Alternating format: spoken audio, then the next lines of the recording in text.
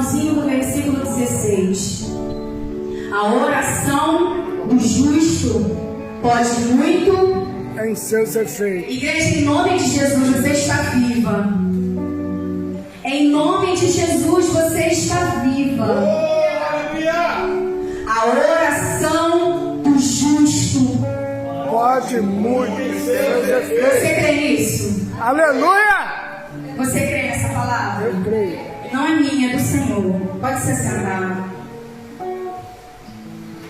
O Senhor, Ele tem falado, ministrado muito sobre oração, sobre postura de oração, sobre o sentimento de adorador, porque nós buscamos, na verdade nós oramos e buscamos somente aquilo que nós acreditamos. Se nós não oramos, nós não acreditamos. Se nós não buscamos, nós não queremos encontrar nada. Mas quando nós dispomos o nosso coração a chamar pela presença do Senhor, a buscar a face dele, a entender que o Senhor é socorro, a entender que o Senhor é vida, a entender que o Senhor é cura, a entender que o Senhor liberta pela oração, a entender que o Senhor ele ministra sobre a vida do doente pela oração, a entender que o Senhor ele muda o quadro, que ele muda a circunstância, que ele muda a geografia.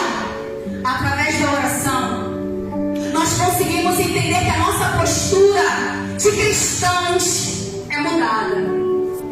E o que é cristão?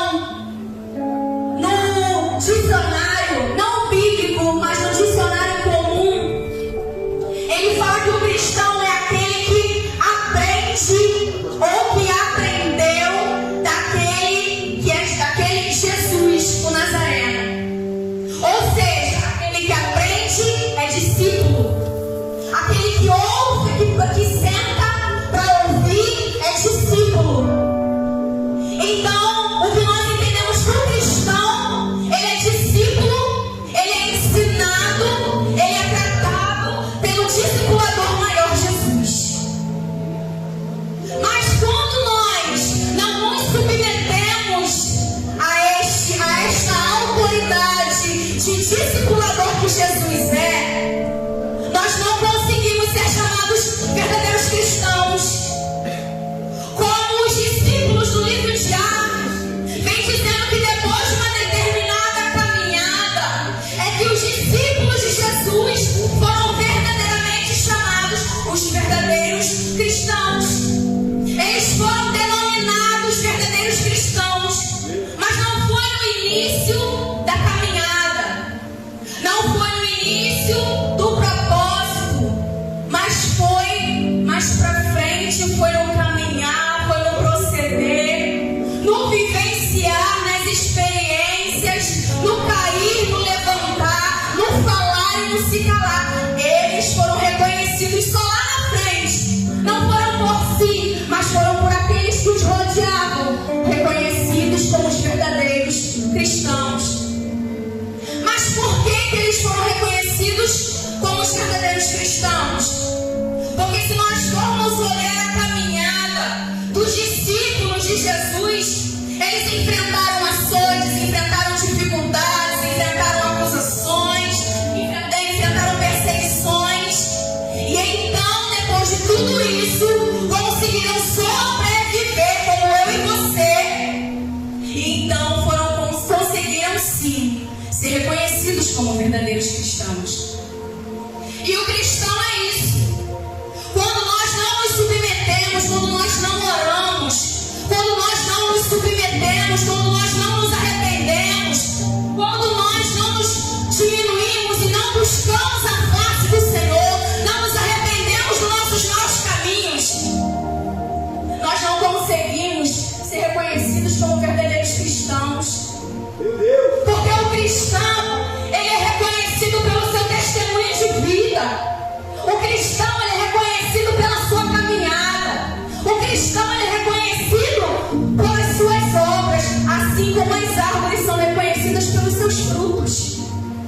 A árvore não é reconhecida pelas suas folhas, pelo seu tronco, mas ela é reconhecida pelos seus frutos. Porque existem árvores muito parecidas. Eu me lembro agora nesse momento do araçá e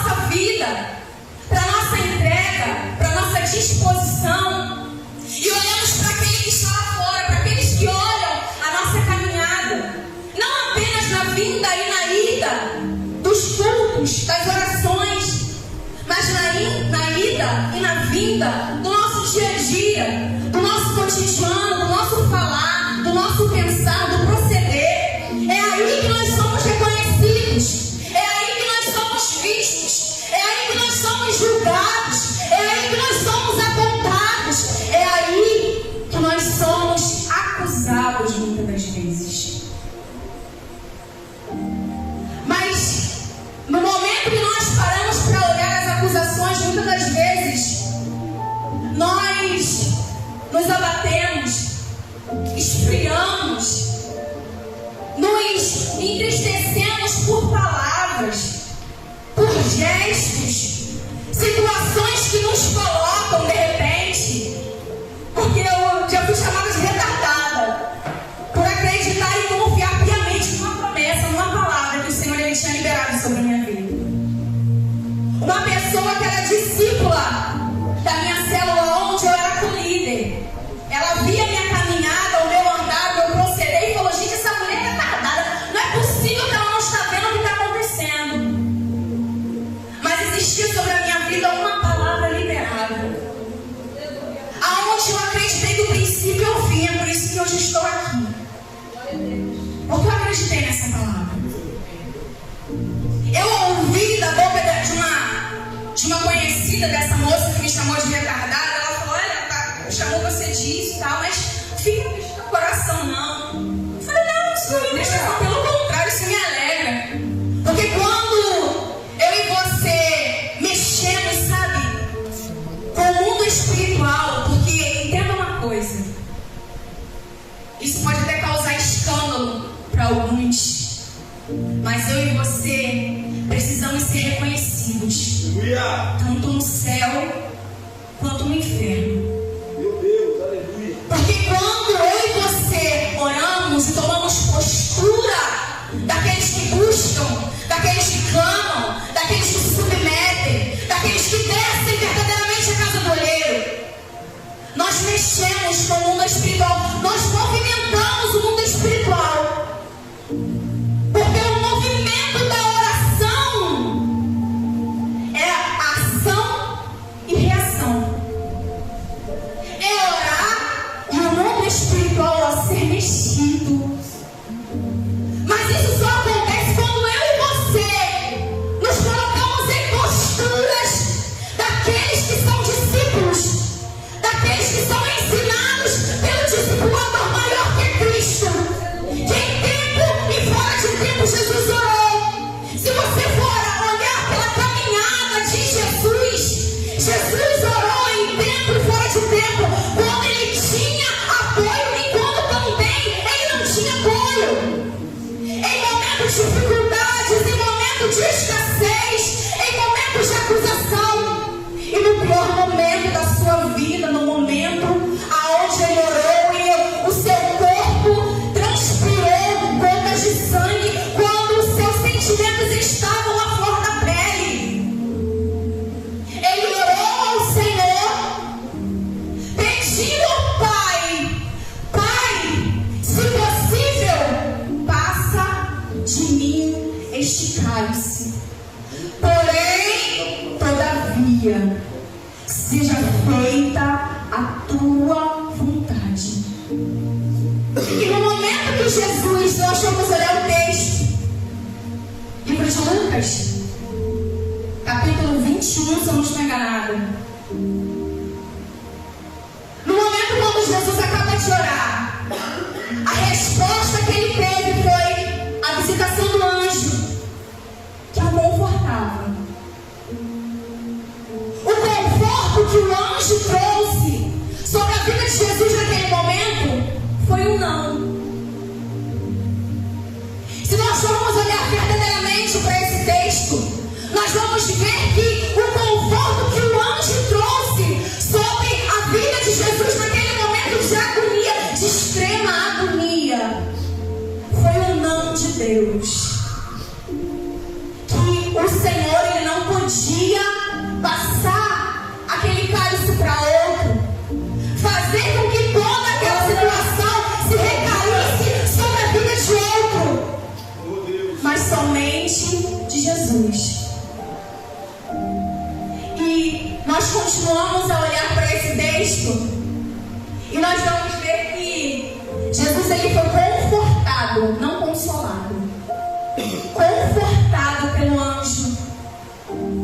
E aí o que ele fez? Ele chorou, ele se amargurou, ele parou, ele desistiu, ele orou mais intensamente. Aí eu pergunto para você, e essa pergunta recai também sobre a minha vida: qual é a postura que eu e você tomamos quando somente o conforto de Deus vem sobre mim e sobre você? E o conforto de Jesus é o não. Porque aquele cálice não podia ser passado para outro se não estava sobre a vida dele.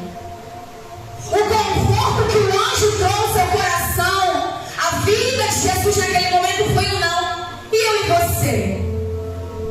Quando recebemos um não, somos daqueles filhos mimados que quando escutamos um não do nosso pai, da nossa mãe, batemos pezinho, fazemos birra, olhamos para trás, gritamos, esperneando, ficamos até sem falar com o papai e com a mamãe. A postura do nosso discipulador maior foi chorar mais intensamente. Jesus ali, ele também era homem como eu e você. Jesus ali naquele momento também sentia dor, sentia fome, sentia sono, sentia tristeza. Ele também sentia todos os sentimentos que eu e você sentimos. Mas ouvindo um não, uma resposta negativa ao seu desespero, à sua dor naquele momento, ele não retrocedeu, mas ele orou mais intensamente. O livro de Tiago vem nos dando conselhos para o nosso dia a dia. Do capítulo 1 ao capítulo 5, onde nós lemos, vem dando instruções, vem tendo falas que nós trazemos para o nosso dia de hoje. É como se Tiago, ele estivesse hoje, nos tempos de hoje, escrevendo essas cartas para a igreja dos dias de hoje, desta geração. Ele vem tratando de coisas simples para crentes novos, sendo que não somente acontece com crentes novos, mas também com crentes de caminhada, que eu e você somos. Conselhos e instruções que ele libera nessas cartas, dizendo sobre o cuidado com o falar da língua, dizendo que a fé sem obras ela é morta, dizendo que nós precisamos não ser egoístas, mas nós precisamos nos preocupar com os outros, nos preocupar com o próximo. São conselhos fáceis, conselhos de simples interpretação, que se eu e você vamos parar para ler esse texto, essa carta de Tiago, do capítulo 1 ao capítulo 5, eu e você nos encaixamos nesses textos perfeitamente. Eu olhei para esses textos e falei: Senhor, tem misericórdia. E eu quero te convidar a ler esse texto, esse livro de Tiago. São 5 capítulos apenas, mas de fácil interpretação, de simples compreensão. Mas se ainda não há interpretação e compreensão, o Espírito Santo está aí, acessível, para que haja entendimento da palavra do Senhor. E ele vem falando no capítulo 5 que nós lemos, vem falando que a oração da fé, ela salvará o enfermo e o Senhor o levantará. Se houver cometido pecado, seriam perdoados, mas isso através da oração. Aleluia! Se eu e você não orarmos por alguém que precisa, irmãos, não acontece. Existem pessoas que precisam de mim, de você, da minha e da sua oração. de você para nada. Mas Ele conta comigo e contigo para essa grande obra. Existem pessoas que precisam desta oração, que carecem desta oração, de uma palavra liberada, de um testemunho que eu e você precisamos ter em nossa boca para falar. E se eu e você no dia de hoje, como igreja do Senhor, se não tivermos ainda testemunho, se não tivermos experiência com o Pai, um tete-a-tete com o Espírito Santo, eu quero te convidar a partir do dia de hoje, pede essa experiência com Ele. Não tem coisa maior e tremenda você ter experiência para contar. Vida com Deus é ter experiência. Não é só palavra de Bíblia, mas é vida com Deus. Aleluia! Irmãos, mas vida com Deus é ter disposição. Vida com Deus é você dar acesso ao Espírito Santo para Ele tratar. Vida com Deus é abrir mão da sua própria vontade para falar: Espírito Santo de Deus, eis-me aqui. É você conseguir colocar o seu joelho no chão e conseguir ainda derramar lágrimas por vidas. Você colocar o seu joelho no chão e seu coração quebrantar, orando por alguém. Quantos de nós não conseguem mais chorar? Aleluia! Quantos de nós não conseguem mais se submeter? Eu não digo nem se ajoelhar, porque existem pessoas que têm verdadeiramente problema de saúde, não conseguem se ajoelhar, mas existe temor no coração. Eu quero crer dessa forma. Mas o que eu falo é a disposição, não do corpo, mas do próprio coração. É colocar o nosso coração subjugado à vontade do Pai. Colocar o nosso espírito submetido à vontade dEle. Porque quando nós oramos, o próprio cântico dessa moça, que está muito famosa por aí afora, que já foi muito criticada por não receber oferta, por não querer dinheiro de ninguém. Mas o cântico fala que eu vou orar e quando eu oro, o Senhor fala comigo. Quando eu oro, o Senhor fala. Quando eu oro, eu sei muito bem o cântico, eu só ouço. Quando eu oro, o Senhor fala. Quando eu oro, o Senhor responde. Quando eu oro isso, quando eu oro aquilo. Mas é somente quando ora. Aleluia! Se eu não orar, não tenho resposta. Se eu não orar, eu não sou fortalecido. Se eu não orar, eu não tenho sabedoria para deixar a palavra. Se eu orar, eu subo nesse altar aqui e canto vazio. Sabe como? Igual uma lata, um latão vazio. Você já bateu num latão vazio? Nesses latões, sei lá do que é, que a gente até usou como público aqui, eu não sei se você já viu. Esses latões vazios, eles fazem mais barulho que aquilo. Tá fazendo só o quê? Barulho. Mas por dentro tá louco. Não tem conteúdo. Não tem nada dentro. Quando eu não oro, eu estou dizendo claramente para Deus: eu não preciso de ti. Quando eu não busco a presença do Senhor, eu estou dizendo claramente: eu sou autossuficiente. Eu sou dona do meu dinheiro. Sou dono das minhas vontades. Sou dono do meu querer. Faço o que quero, quando não quero, da forma que quero.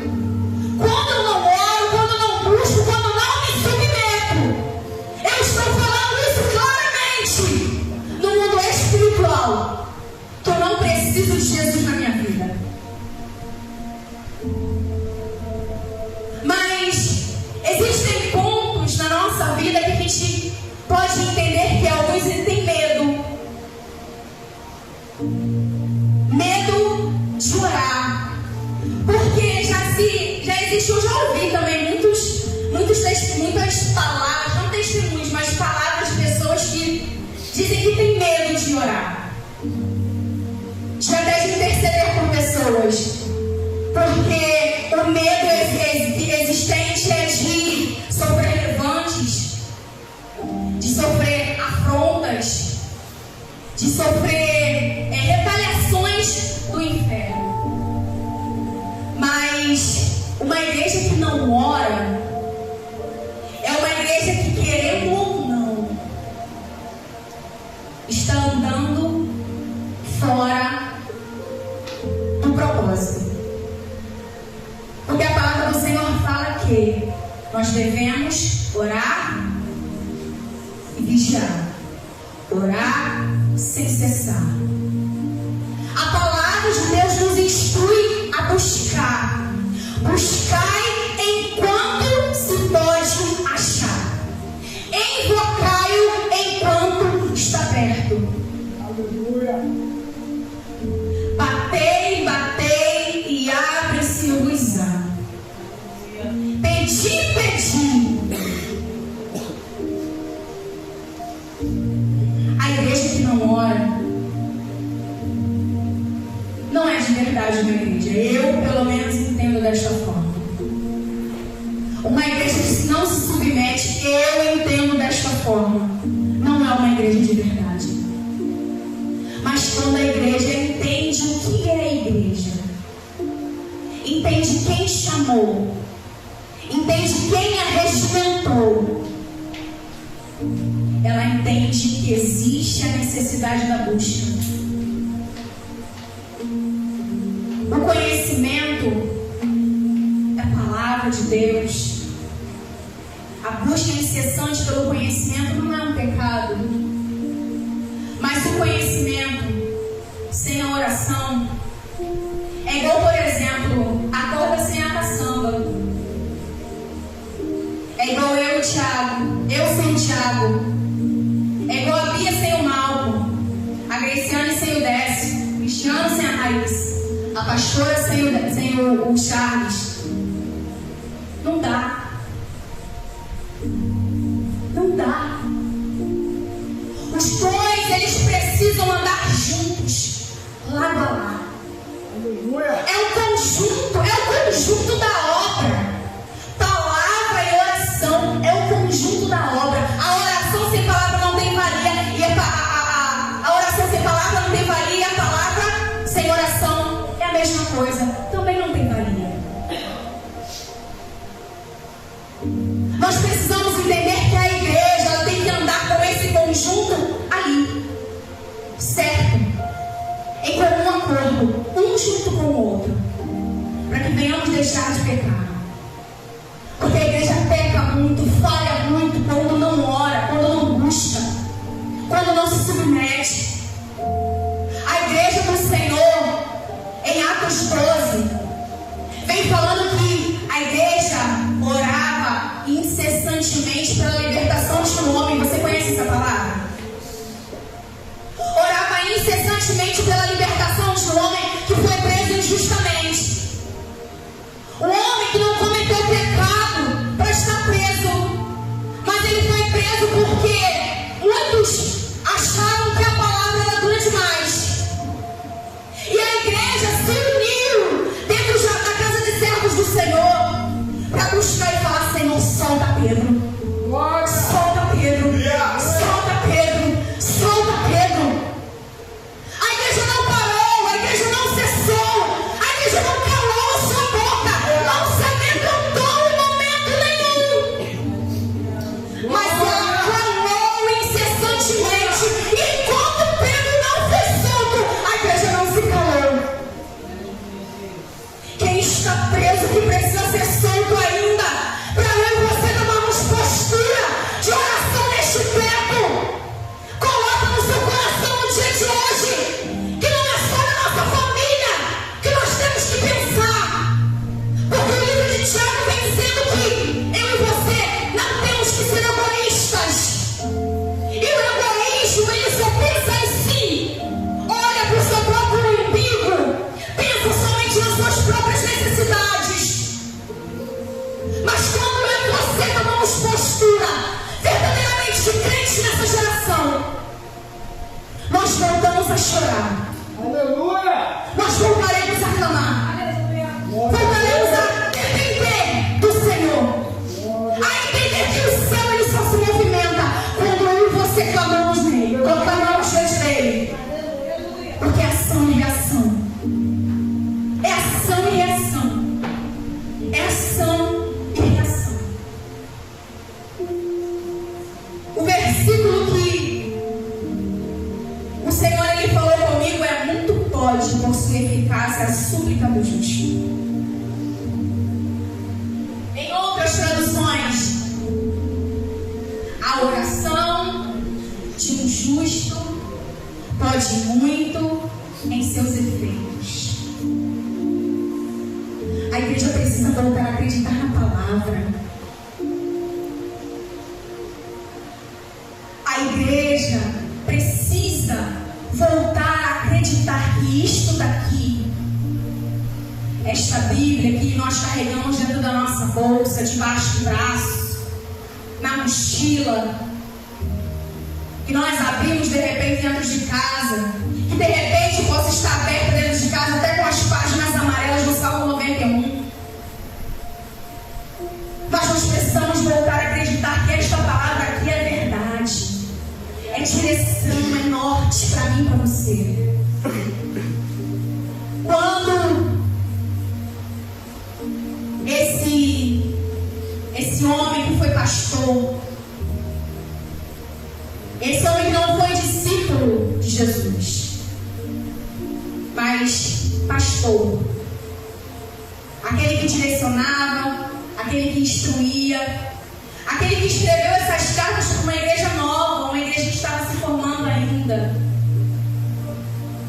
Quando ele escreveu dizendo que a oração de um justo, ela pode muito em seus efeitos, ela quer contradizer a incredulidade de muitos. Porque muitos de nós já oramos, buscamos, sem acreditar naquilo que nós estávamos orando. Desacreditamos talvez por conta de uma palavra, por conta da circunstância que estávamos vivendo, por conta da dor que de repente estávamos vivenciando. De repente a oração que estava sendo feita não era o Senhor que estava desacreditando, mas eu e você mesmo estávamos desacreditando.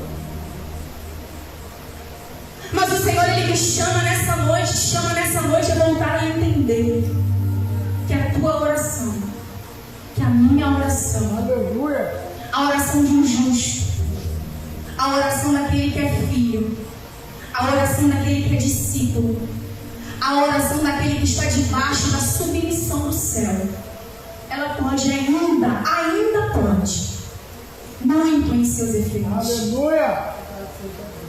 Eu quero te convidar a acreditar nessa palavra nessa noite.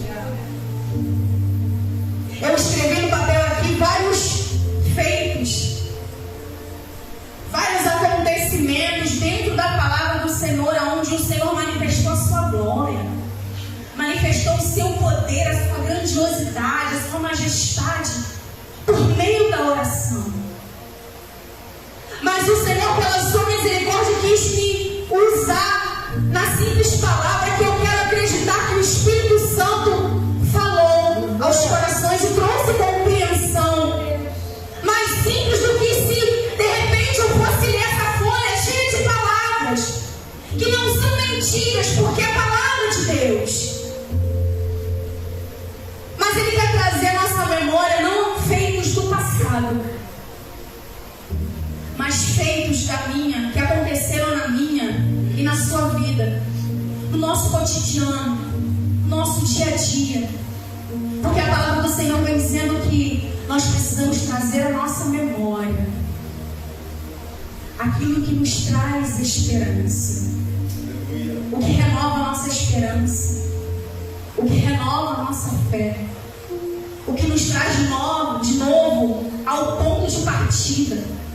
De repente, da onde nós deixamos de lado por outros objetivos, por outros momentos, de repente damos mais importância Por que nós fazemos isso?